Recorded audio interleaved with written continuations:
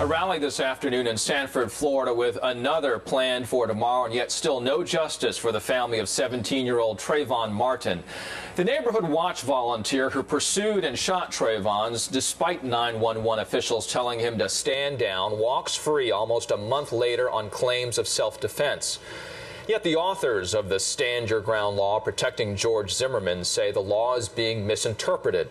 Even Florida Governor Rick Scott has weighed in, telling protesters the law needs to be re-examined. Back with us, Goldie Taylor, and joining us from Sanford, Florida, Joanne Reed, managing editor of thegrio.com and MSNBC contributor as well. Joanne, let's start with you, and good day. Can you quickly get us up to speed, since you're on the ground, on the Trayvon case? Is there any indication from what you're hearing that Zimmerman might be arrested? Well, we don't really have any new information on that, Richard. What we do have is a very angry community. I just came from a town hall meeting that was called by the NAACP, the local chapter, as well as Ben Jealous of the national chapter of the NAACP. And it was a meeting at which members of the community who've had past issues with police were airing their feelings, airing their grievances, and airing some really passionate feelings of mistrust when it comes to the Sanford Police Department. What were some of those grievances? The mayor of this...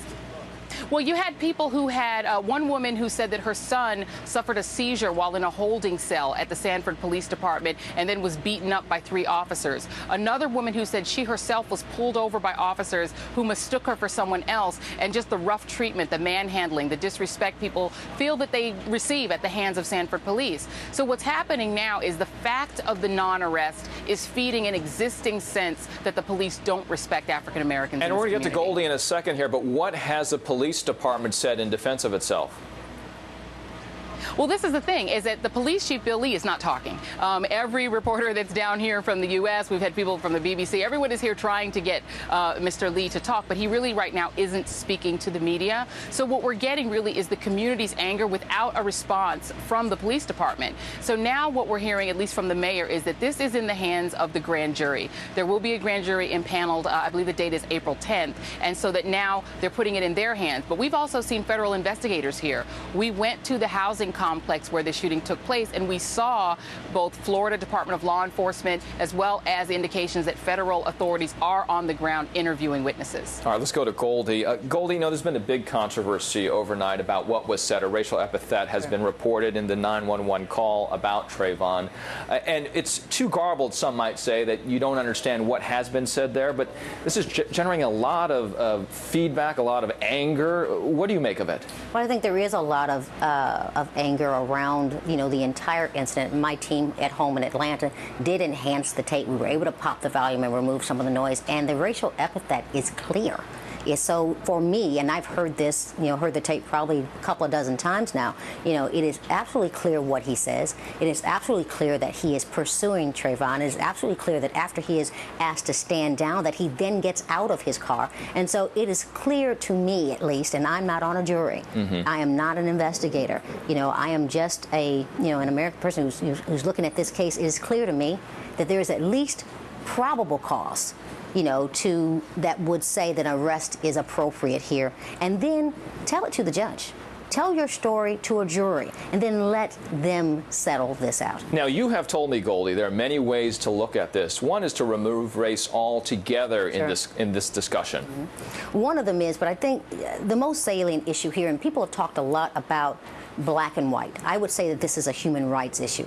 But even more than that, the race of the shooter, the assailant, in these cases, is almost not the relevant or the salient factor. The real factor, the real predictor, is always the race of the victim.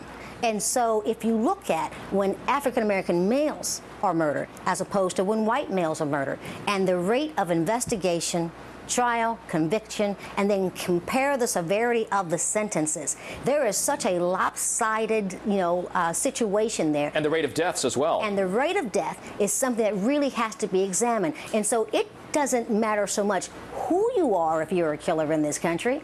It matters more who you kill. And in this case, it happened to be a 17-year-old African-American child living in South Florida. And but for what happened on the social networks, but for the pressure that everyday people put on this case, it would have been closed and no one would ever have heard Trayvon's name. All right, we're going to get to Joanne in a second, but I want to follow on what you're saying here, because there's that very clear stream of this story. And then there's just that it could be any young son. You have two sons, and when anybody sees this story, they are absolutely horrified. Well, you know, there is the suggestion that a lot of people care about this story because they see their own sons in this situation. But I'll tell you, if you look at the statistics, it's not happening to everybody's sons. It's happening to my sons. My sons are 21 and 28 years old. Every African-American mother and father can tell you that we have to give our boys counsel when we know that they're going to be out in the world without us for the first time and may confront authorities.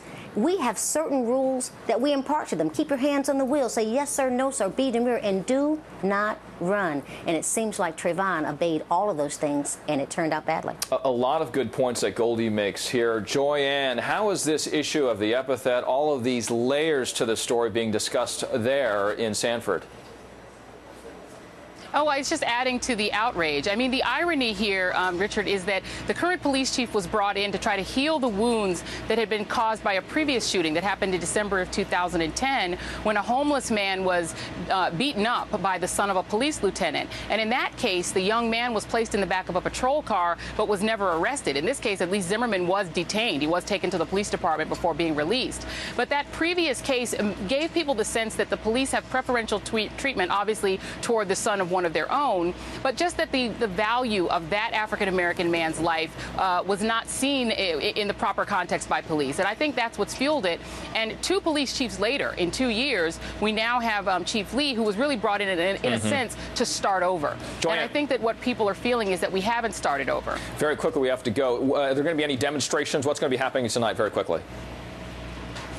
Well, I'm actually here at City Hall because there's going to be the regularly scheduled commission meeting at which we're expecting to see more anger erupting, more people making comment and potential protests. So that's what we're looking at right now. And the parents will also be in Union Square, and that's where Goldie will be later tonight, too, for that event. Tonight we'll be at Union Square between 6 and 9 p.m., and people are asked to wear their favorite hoodie in honor of Trayvon tonight.